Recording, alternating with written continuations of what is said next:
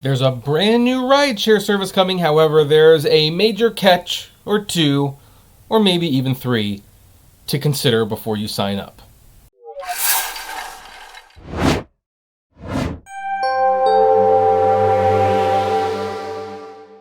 Hey everyone, this is Kevin the Apptrepreneur, and hey, getting really sick and tired of Uber and Lyft paying you slave wages? Are you sick and tired of being taken advantage of at every turn? Do you want to actually make money and make what you are worth? Well, there is a solution to that, and the solution is to quit what you're doing and get another job. But many of you don't want to do that for whatever reason. So, you know what? I'm going to offer another solution. Maybe, sort of, kind of. You might not like the terms, though. And that is you could join another rideshare service. And the new rideshare service is called Revel. And they're really, really small. I think they're just in New York City right now.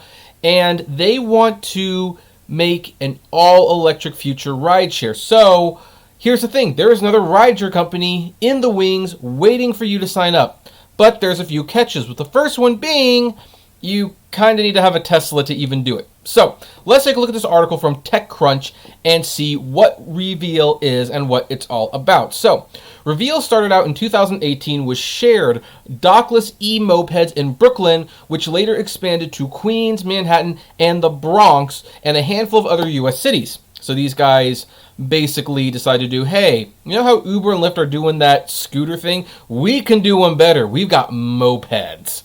This year, the company launched a monthly e-bike subscription in New York City and announced plans to build an electric vehicle charging hub in Bed-Stuy. I don't know if I pronounced that correctly. If I didn't, so terribly sorry. Complaints in the comments below. Now, Revel is introducing an all-electric and all-Tesla rideshare service in Manhattan. What once seemed like a company with an identity crisis, dabbling at random with different forms of mobility, is starting to come together as a calculated strategy to own the electrification infrastructure of cities, starting with New York City. This has been founder and CEO Frank Rieg's war cry from the start. Quote, "From day one, our mission has been to electrify cities," Rieg told TechCrunch.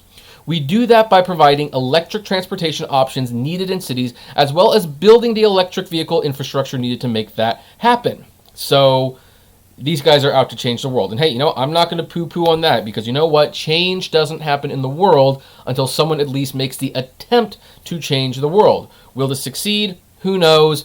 Attempts to change the world tend to either fail or take a very, very long time to come to fruition. But again, at least they are trying. So here's what you, all of my rideshare viewers, and I mean, yeah, I know this is the second rideshare video week. Hey, just be grateful, okay, that I still make videos for you guys.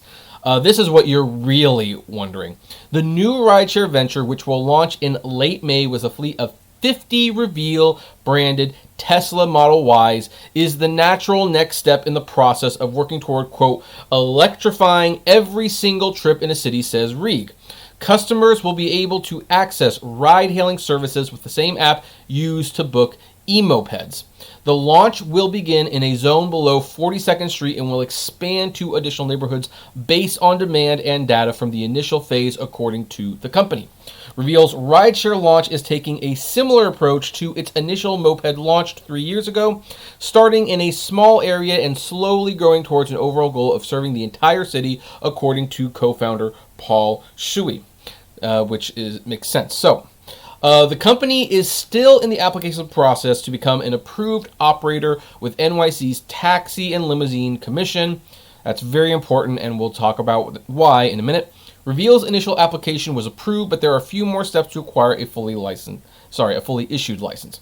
Quote, "I think one reason we're even coming out with this right now instead of waiting until everything is officially licensed and ready to go is because we're employing drivers," Suhi told TechCrunch. "When it comes to employing drivers, we need to get the word out. We need to be able to recruit and retain drivers now." So let's state the obvious on what that actually means. That means, yes, if you apply to drive for Revel, and if you get to drive for Revel, you're not going to be an independent contractor. You're going to be an employee.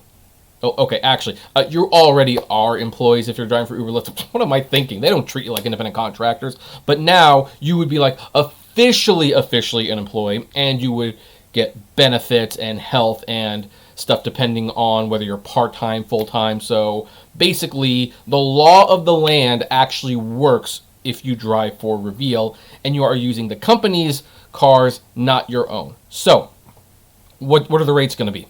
Well, Revel's customer rates will be on par with competitors like Uber and Lyft, Reeg says, but rather than relying on gig economy workers, the company intends to hire all of its drivers. And quote, for the same price, you're able to get into a fully electric vehicle with a company that actually employs New Yorkers and doesn't push all the insurance risk and asset depreciation onto New York City residents just trying to make a living, said Reeg. Apparently they feel they can charge the same for a Revel ride in an electric Tesla than, as Uber does with their independent contractors. Of course, it should be noted that Rideshare works a little differently in New York City. Check out Noah's Navigating New York for all the different ways that Uber works in New York. I refer to him as the New York Uber expert. I consistently get the information wrong. However, I know that payment and licensing is very different in New York. So maybe that's the reason they feel they can be on par with Uber. So paying workers is not just altruism for Revel. It makes more sense to employ drivers because the company needs to own the Tesla in large part so they can be built to Revel specifications. Which, that's the thing. If you want a standard of quality and a standard of customer service, you employ people. You own your own vehicles. Like, this is something that Uber and Lyft have never quite figured out. I mean, Uber and Lyft say they want to have consistent quality. They want the best cars. They want the brightest drivers. And yet there is no standards when you hire anyone off the street. Revel seems to get that, and that's why they're doing it this way. So the Model Ys will be painted Revel blue and will include a touch screen to control cabin conditions like temperature and music. The front passenger seat of the vehicle will be removed to both adhere to COVID-19 distancing guidelines and to allow riders to stretch their legs. But more importantly, Revel learned a valuable lesson from the $200 million PR campaign from the likes of Uber, Lyft, and Postmates to lobby Californians to vote for Proposition 22, a ballot initiative that would have made the app-based company exempt from treating workers as employees with benefits because they want to treat you as employees without benefits. It's kind of like that whole friends without benefits thing. Does that make... I don't know. That probably doesn't make sense. Anyway, the initiative passed, but Reeg is of the opinion that money could have gone towards attracting and maintaining a solid workforce, rather than constantly trying to fill the funnel of drivers with a disillusioned labor pool. He said, there's also a safety piece when you're talking about a fleet. Because it's our fleet, we're able to understand exactly the acceleration, the speed, and the braking of the car at all times. Every single driver that we employ and train will be getting safety scores at the end of every shift so that they can improve their driving. So now we're able to lower insurance costs and liabilities. So, Bottom line, Revel is trying to take on Uber and Lyft by basically not doing what Uber and Lyft is doing. They are not going to be hiring independent contractors.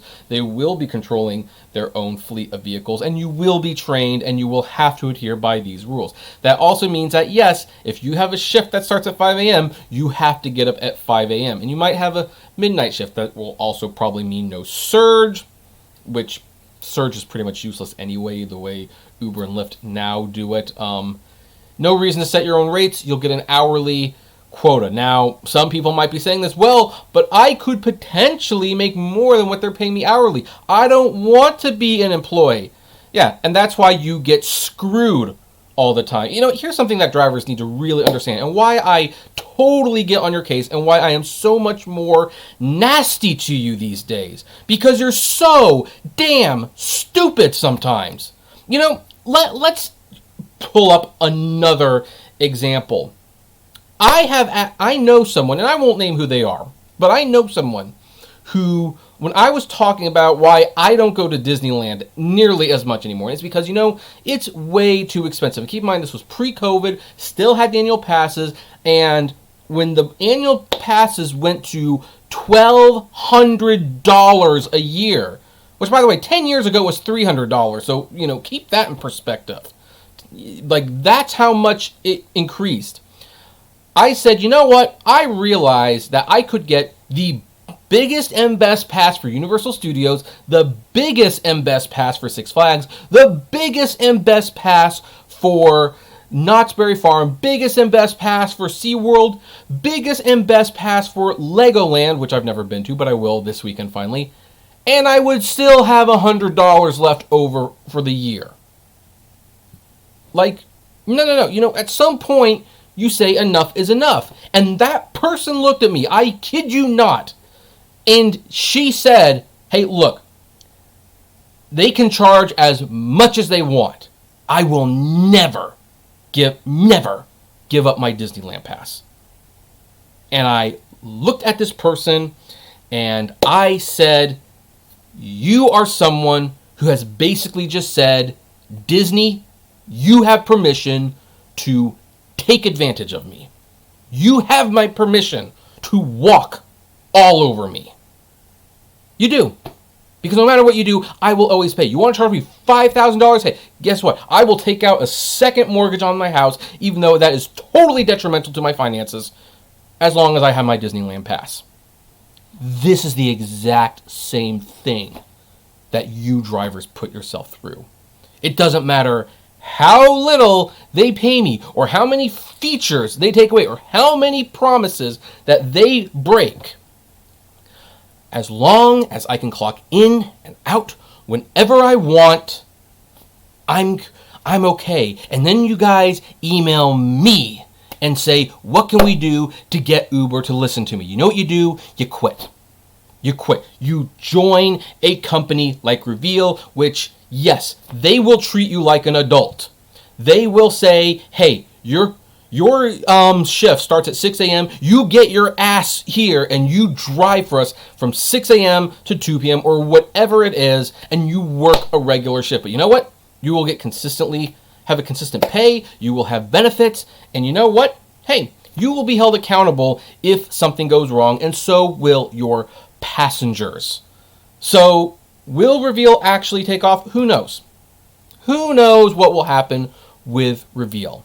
Maybe they'll take off, maybe they won't go very far, because it should be noted that even though they think they can have a good pricing level war in New York, I know that New York and New York City specifically do very different things for rideshare. Will this company be able to break out of the, limitations of New York, go to South Carolina and be able to compete with Uber prices there? Because you know what? Uber will say, hey, you could get a Tesla on Uber Black and it will cost you half the price.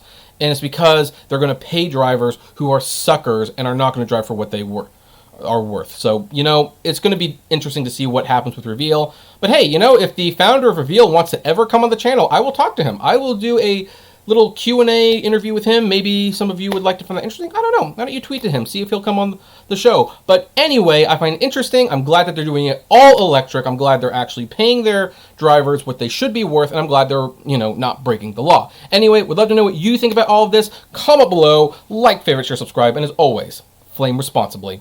Have a good one.